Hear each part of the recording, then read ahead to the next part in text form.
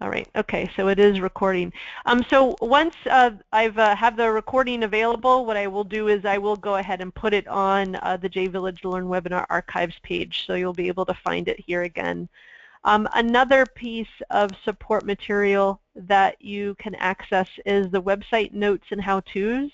If you go to that page, instead of having a video about it, it has some step-by-step instructions, and these are basically all the things that I'll be going through today, is how to create a blog, how to create subject tags for a blog, and then what you need to do in preparation to have a blog feed added to somewhere on your website, such as a home page or some other part of the website. So let me go ahead and go to our demonstration site. So I've already logged in here, and once you log in as site administrators or publishers, you'll see this main toolbar here. That's your administrative toolbar. And take a look at a blog that's already here. So on the home page on our demo site, there is a blog being fed into our home page. And if I go to the title of the blog post, then it will take me to just that particular post in general. And then as you can see on the right-hand side, there's an archives that you would be able to go back in time and see different blogs that were posted. You can create subject tags on your blog so people can browse different posts through the subject.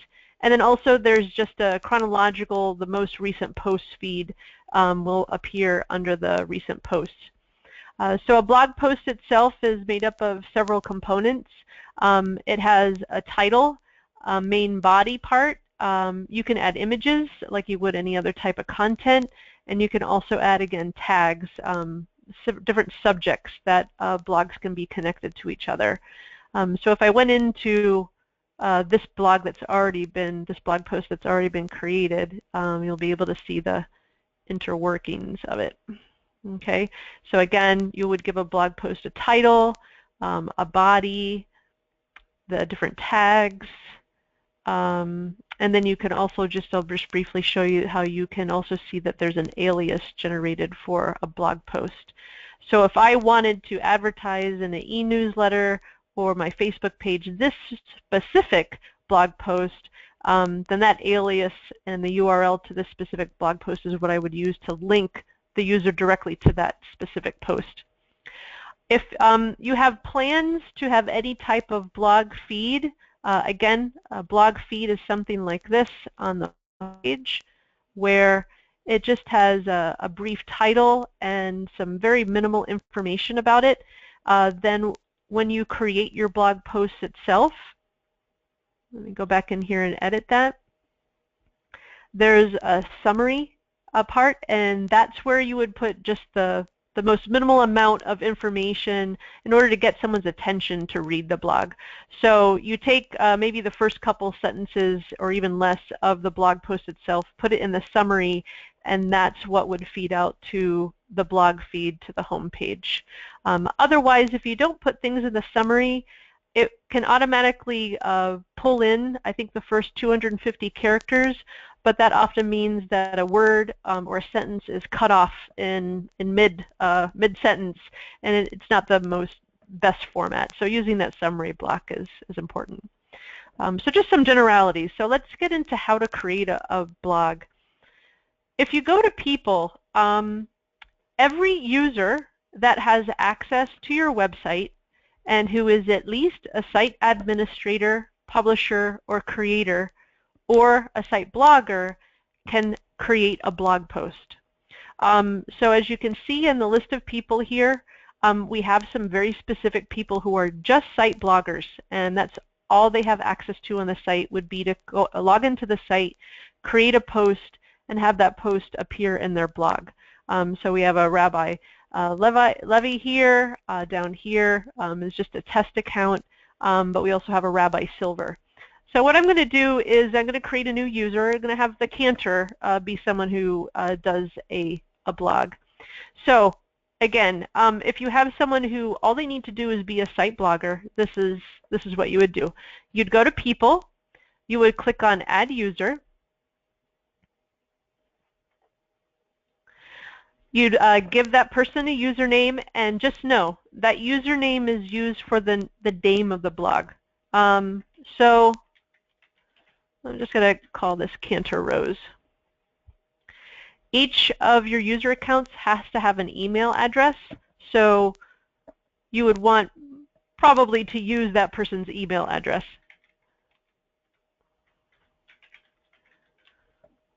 And then set up the user account with a password. They'll be able to go in and change it to their own password, but you have to give it a password to at least get it started. I really would encourage you to note how to make your password strong. Weak passwords is the #1 doorway that people who would like to get in and hack your site, get into your site, is through weak passwords. So be sure that you and your staff members and bloggers have nice, strong passwords. Then underneath the password, you have a list of roles. Because I'm logged in as the highest type of administrator, I see a lot more roles than what you would. If you're in site administrator, you would see the roles for site admin on down. And site admins are the only ones who can create user accounts. So if you're not a site admin and you're tasked with creating a user account so that someone can blog, you'll have to work with your site administrator in order to do that. Right, so this is just going to be a site blogger. My Cantor doesn't need access to any more of the site than to create a blog post. If it was someone else who also you wanted to give permissions to edit the site, you would choose either site content publisher or site creator. But if you have more questions about user roles, you're welcome to contact me offline about that. But right now, it's just the site blogger. That's all we want to do. And then once you create the account, you have the option to have that user be notified that the account has been created. So what it will do is it will send a message to this email address here that they now have an account on your website, and it will encourage them to log in and set up their own password. Since this is a fake email address, I'm not going to check this box, but it's there for you to use. So now I'm going to create the account. So the account has been created. In order for me to see that, I'm going to go to this list tab over here on the right. And now you can see that Cantor Rose has been added to my list of people who have permissions to add posts to the site. All right. So I'll stop there, see if anybody has any questions so far about how to add a blogger to the website. It's pretty straightforward. Doesn't look like there is. So let me go in, and if you are a site administrator, let's go to this person and go into their account and take a look at their role. Site admins have access to be able to publish and create and do e-commerce and do web forms and Blogger. So if I'm a site admin and I also want to blog on the site, I don't also have to check this box. I already have the permissions to create blogs and blog posts. Same thing with a site content publisher. If you're a site content publisher, you also don't have to also check this. You already have permissions to create blogs. This is mostly just for a person that all they need to do is create blogs on the site. Just wanted to point that out. All right, I'm going back to the home page. Again, take a look at this. All right, so now that we have set up our blogger, we want to be able to create a post. So pretend that I've logged out and now I'm logged in as Cantor Rose. To create a blog post, that person would go to Content and click on Add Content. From there, they would see the ability to create a blog entry. So they would click on that. And here we have that basic template that we saw originally. Before I would create a blog post, I would take a look at the tags or the subjects that have been created for me already. And if I don't see the particular subject that I'm going to be writing about here, then I actually wouldn't start my post yet. I would go in and create a tag. So this is where I'm going to pause and show you how to create tags for your blog post. Tags are a type of taxonomy. So you would go to Structure, you would scroll down to Taxonomy, and then you would go to the option for Tags, and just click on the high level there. You can see the tags that are already created there. So let's say I'm gonna write a series of posts on liturgy. So I add the tag for liturgy. I think I spelled that right, liturgy. Yeah. I don't need to put a description there. I don't need to do anything here. All I really need to do is give the tag a name and then click on Save. Okay, it will automatically allow you to add another tag. So maybe I'll also create a tag for music.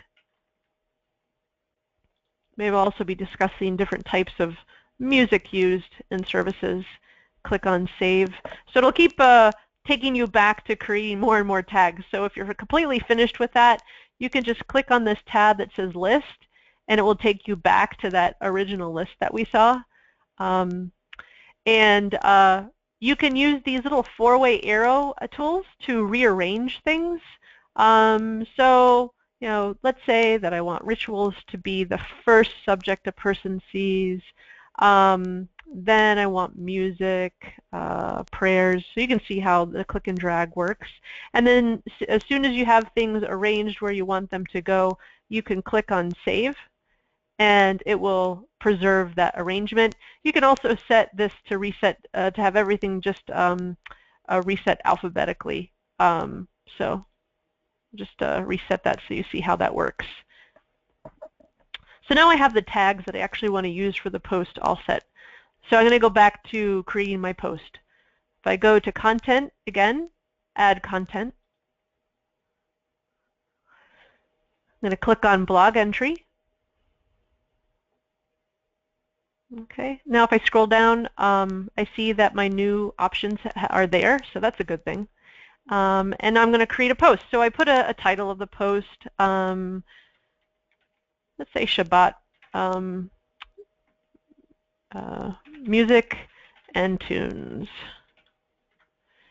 And then the cantor would write a little bit about what the cantor wants to write about. Add content here.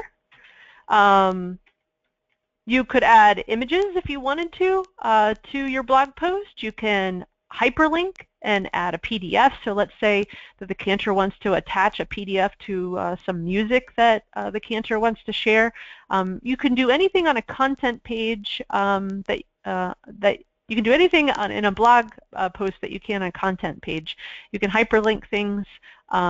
You can add images. You can use the heading styles here. So there's all kinds of interesting things that you can do to your blog post to spice them up a little bit.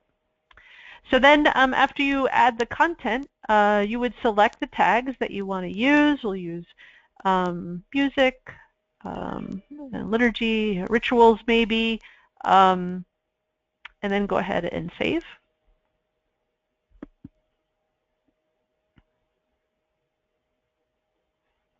And this is what the post will look like out on the front end of the site. You will see that we have the title that we gave it. This little pop-up, go away.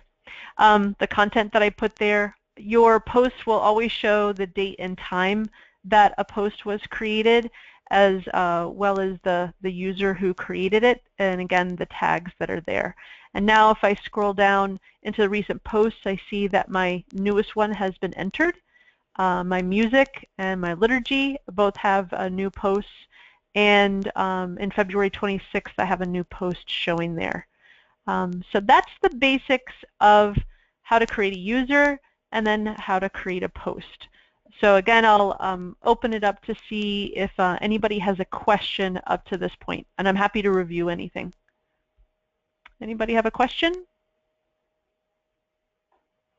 I think everybody's muted themselves, so I'll leave it up to you to unmute yourself if you have a question. So one of the things that you might want to do is actually link to a specific person's blog posts and all the posts that are there. So let's see. Let me go back to the home page and go to all posts.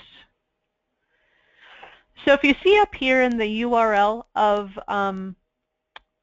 my page here, it has the domain, try it, jvillagenetwork.com/blog.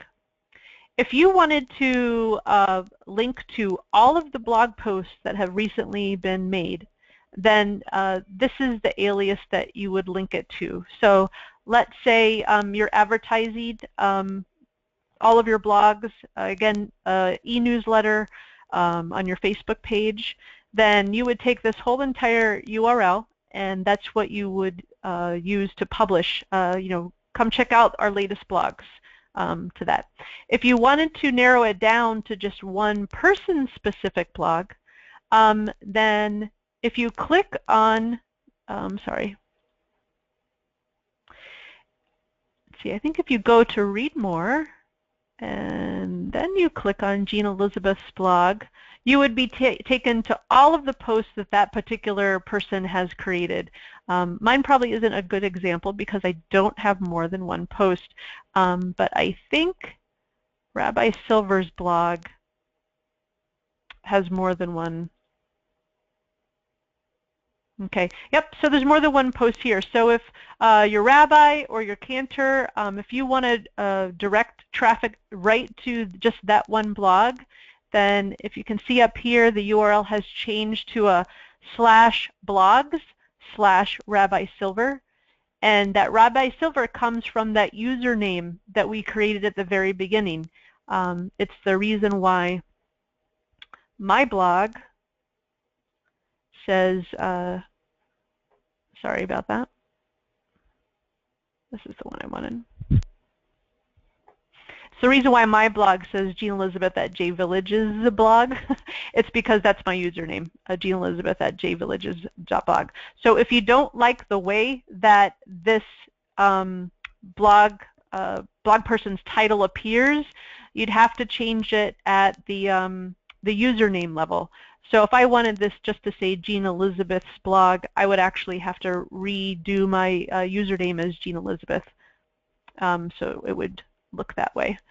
So again, if you want to be able to link to one person's blog specifically, all you need to do is do the URL /blogs/Jean Elizabeth's, the URL that's up here. So so I'll show you for an example. Like if I wanted to link to this blog from the home page, let me again go ahead back and get to Rabbi Silver's since it was more than just one. Okay. So what I'm doing is I'm copying the last part, the blog/Rabbi Silver.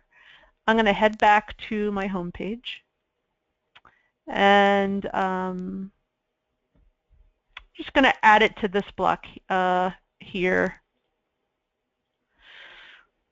All right, so in my Celebrate Shabbat block, I'm going to encourage people to read Rabbi Silver's weekly Devar Torah. Okay, and then what I'll do is I will hyperlink that entire line of text to the alias that I copied. And I need to put a leading slash there. Okay. Let me go ahead and save that block, and we'll take a look at what it looks like on the home page. Okay, so now if I go here and I click on that link, it will take me just to Rabbi Silver's posts and nobody else's. All right. Okay, again, opening it up for questions. That's pretty much the ins and outs of how to create blogs, blog posts, blog users. If you have any questions, go ahead, ask away. Elise, it looked like you unmuted yourself. Did you have a question? I'm not hearing you, so. Nope, I don't have any questions. I Oh, just wanted to say that I didn't even know that you could go on the back end in the administrator section of the site to be able to mhm. add a blog there. So that was, all the rest of the stuff that you showed is pretty similar to how you would add, update, hyperlink content. So that came fairly easily, but just accessibility to that portion Okay. of the site, and then also being able to add those tags was very interesting. I didn't know you could do that either, so that was really informative. Okay, great. And if you want me to go back and show you again where to find those things, I'm happy to do that. No, The tag. that was You no, that you was got it. helpful, Okay. and in fact too, nobody had actually even shared with me the place that you had shown earlier where you can get access to all those webinars and recorded information and instructions of how to Okay. get information. So that's really helpful as well. So I can go back there at any time. Excellent. Great. Great. Mitch, do you have any questions about setting up blogs?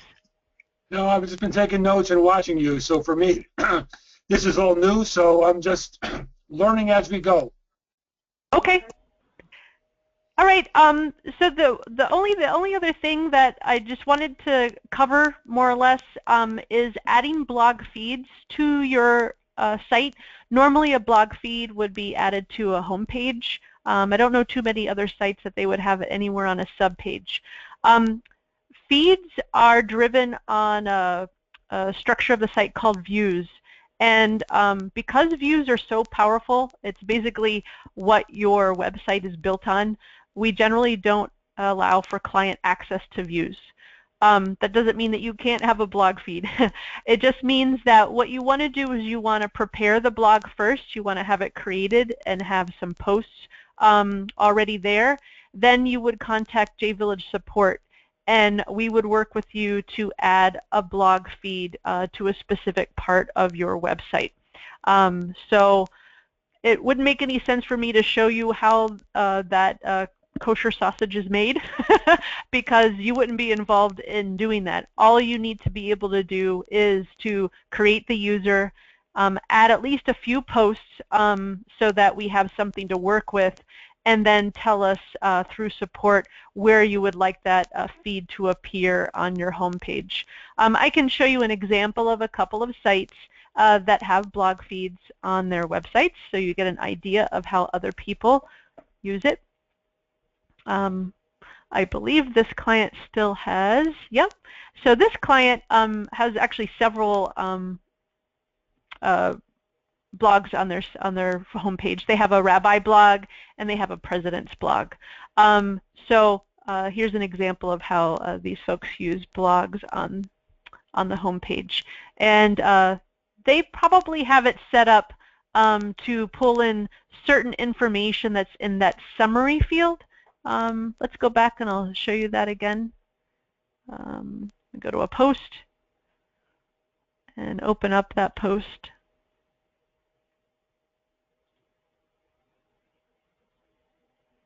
So I had mentioned the summary. In order to get to the summary, it's this link next to body. So if you wanted to have just a certain amount of text appear in that blog feed, then you would add that content here. Now you can't style anything in the summary, so you can't apply a heading style or hyperlinks or anything like that. It's just text that can go in that summary field. But what it allows you to do is it allows you to control the amount of text that appears in that that blog feed. So in this case, it doesn't cut anything off mid-sentence or mid-word, makes a little bit of a cleaner look. We can also work with you as to whether or not you want just the title and the content to show in that feed, or if you also want to include the date and that other information that we saw in this particular feed. Let me actually log out so that you can see what it looks like.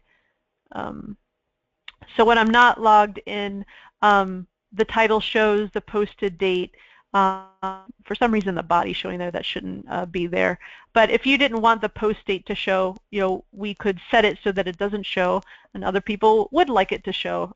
So again, contacting support, you would be able to work with someone to be able to have that feed include whatever information you want to have on there. Okay. All right, again, just going to open it up again for any questions that anybody has. Otherwise, turns out to be a nice, short, sweet webinar for you guys. Jean, it's Mitch. When Yes. you have it on the blog on our homepage, is there a specific area where it's going to show up? Like I know on yours, it's in one section. Is it placement critical of where blogs are located? I think it depends on the content of the blog and who your target audiences are, mostly for your homepage. So some people will use a blog actually for their upcoming events. Rather than a calendar feed, they would use a blog to talk about the things that are coming up. That's probably important to not only prospectives but also members. So when you look at your site, when it's in a desktop view, you see content going from left to right. Most people read from left to right in English. So the things at the very top of the columns are what you see first, and then on down the page. However, because all of our sites are responsive, when you take a site, one of our sites, and you narrow it down, or if you take a look at it on a phone, things stack one on top of each other, not necessarily left to right. So let's take a look at this. You see Join Us, Celebrate Judaism, Capital Campaign. They're not going to stack this, this, and this. They're going to stack all of these first, then it will stack this first, then it will stack this first. So I say that simply that if your blog's really important, you want to orient it on your website in the upper left-hand side or in the left column of your website. If it's something that can be a little bit further down on a phone, then it would be something that would be more in the bottom right because of the way things stack on mobile. And consider that probably about 50% of the people are using phones to access your site. That's a pretty safe bet to take. Again, to answer your question, Mitch, it really depends on the importance of that blog and how prominent you want it in connection with all the other content that you have on your page. Right. Well, because our rabbi and Cantor are going to be the ones really be doing it as well, and Karen, our professional staff, will probably be the ones that are blogging. And we, as you know, we have a separate toggle for the rabbi and a separate one for the Cantor. Are the blogs underneath their buckets, or is there a certain section that just has blogs? Oh, good question. So kind of like the same demonstration I did here with the Read Rabbi Silver's Weekly Devar Torah. Let me just click over. That is just Rabbi Silver's blogs. So another place where I might want to link just his blogs is in the navigation itself. Perhaps under About Us, looking to see if this is just our demo site, so you never know what I'm going to find in here. I don't even see a staff page. Let's pretend that this About Temple Shalom is actually the staff page. So what I might want to do is, if the rabbi has their own page, like I know the rabbi does on your site, Mitch, is I might do a sub-page that's the rabbi's blog. So in order to do that, let me log into the site. And I'll just make some changes here.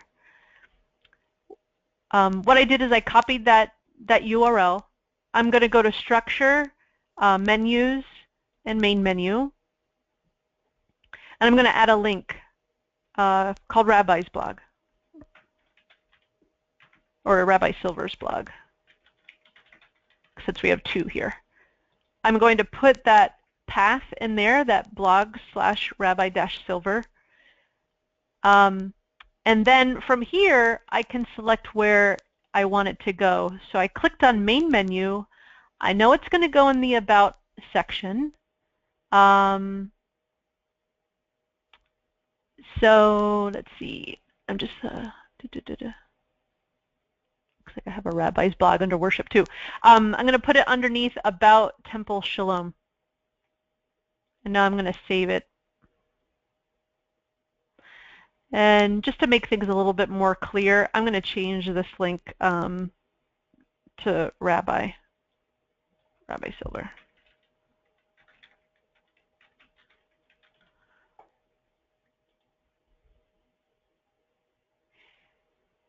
Okay, so you can see on this is the back end of the site. So you can see how I have a top level page, which would possibly be the rabbi's bio page. And I now have a sub page that's going to go directly to that blog. So let me take you out to the front end of the site to show you how that works. So now under About Us, I changed this to Rabbi Aaron Silver, and now I can go directly to his blog via that link. If you don't want to create a subpage, then you could also just go to his bio page, right? Go into Edit and add something like keep up with Rabbi's thoughts on the weekly Parsha. And then you would hyperlink that.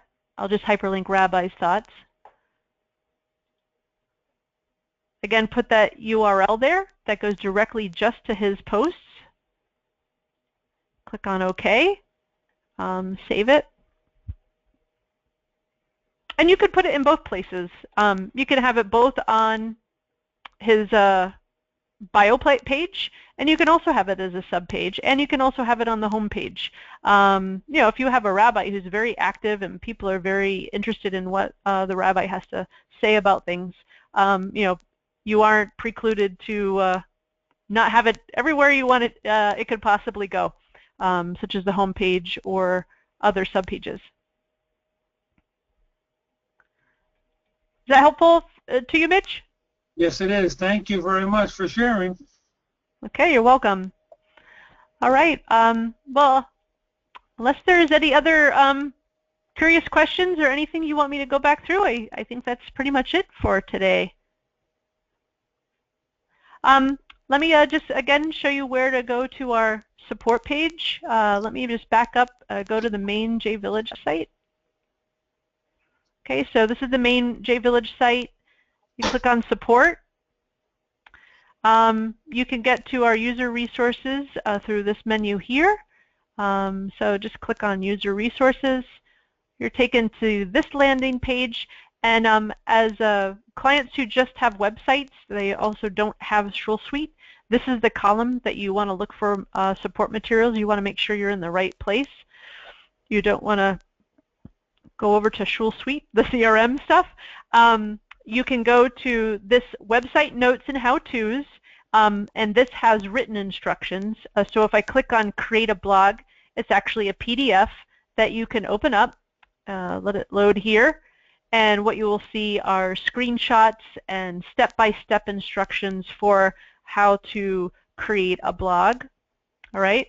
Then you also have well, eventually, as soon as I upload this, you can take a look at this blog webinar in our blog or our webinar archive page. So I'll hopefully be able to have that up there sometime later this afternoon.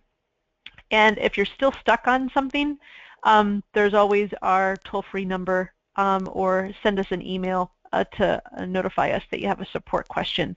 Particularly when it comes to those blog feeds, you'll have to work with support to get those added to your site. Okay, well, thanks everybody for your time today, and look forward to talking to you soon. Thank you, Jean. I appreciate it.